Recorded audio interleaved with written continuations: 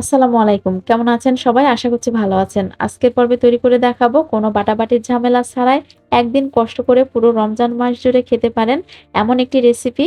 আর ইফতারের প্রিপারেশন গুলো যদি আপনারা আগ থেকে নিয়ে রাখেন তাহলে কিন্তু ইবাদত এবং রোজা দুটোই সহজ হয়ে যায়। তো আজকের পর্বে আমি আপনাদের তৈরি করে দেখাবো পেঁয়াজুর রেডি মিক্স। তো এই পেঁয়াজুর রেডি মিক্স আমি এত পানির মতো সহজ করে তৈরি করেছি সেটাই আপনাদের সঙ্গে শেয়ার করব। চলুন তবে দেখে নিই এটা তৈরি করতে আমার কি লেগেছে।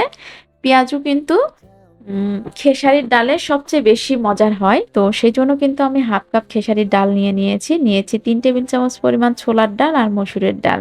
আর ২ টেবিল চামচ পরিমাণ আমি এখানে নিয়েছি পোলায়ের চাল। তো এগুলো আমি ভালো মতো করে মানে ধুয়ে নেব আরকি।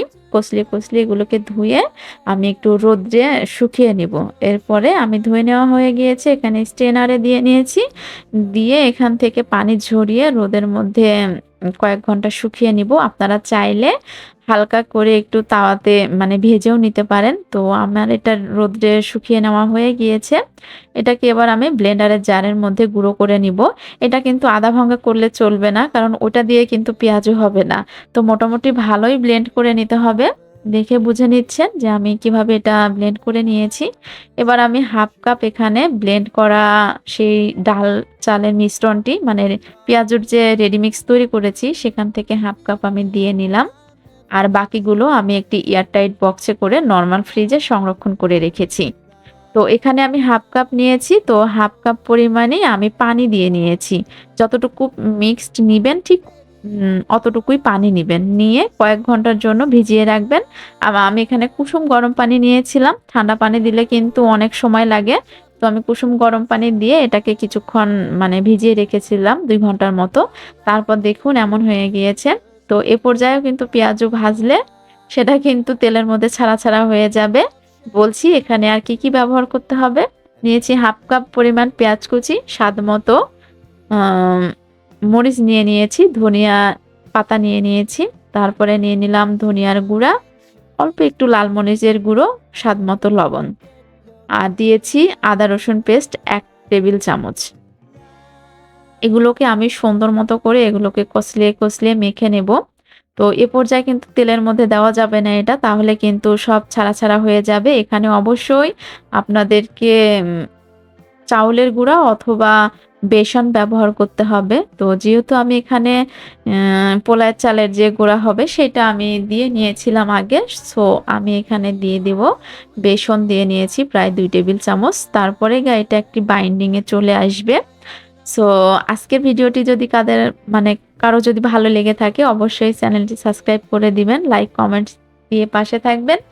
তো এই যে আমার মেখে নেওয়া হয়ে গিয়েছে। আর রেস্টুরেন্টের মতো যদি পেঁয়াজুর গায়ে একটু ছাপ চান সেক্ষেত্রে অবশ্যই এই যে বোলটার মধ্যে অল্প একটু মানে মিক্সডনটা নিয়ে একটু হাত দিয়ে চাপ দিলে কিন্তু হাতের যে ছাপ মানে আঙ্গুলের যে ছাপ সেটা কিন্তু চলে আসবে পেঁয়াজুর গায়ে। এটা কিন্তু ফলো করতে পারেন। তো এবার আমি কড়াইয়ের মধ্যে তেল গরম বসিয়ে দিয়েছি। দিয়ে আমি পেঁয়াজুগুলোকে ডুবো তেলে ফ্রাই করে নিব। আপনারা যদি ক্রিসপি পেঁয়াজু চান, অনেকক্ষণ যদি ক্রিসপি রাখতে চান কয়েক ঘন্টা তাহলে অবশ্যই কিন্তু ডুবো তেলে ভাজতে হবে। আর যদি অল্প তেলে ভাজেন তাহলে কিন্তু সেটা অতটা ক্রিসপি হবে না। কিছুক্ষণ পরে ওটা নরম হয়ে যাবে। আর পেঁয়াজু বেশি তেলের মধ্যে ভাজলে সেটা মজা লাগে খেতে। তো আমি অল্প করে এগুলো কিন্তু পেঁয়াজুগুলো কিন্তু দিয়ে দিয়েছি।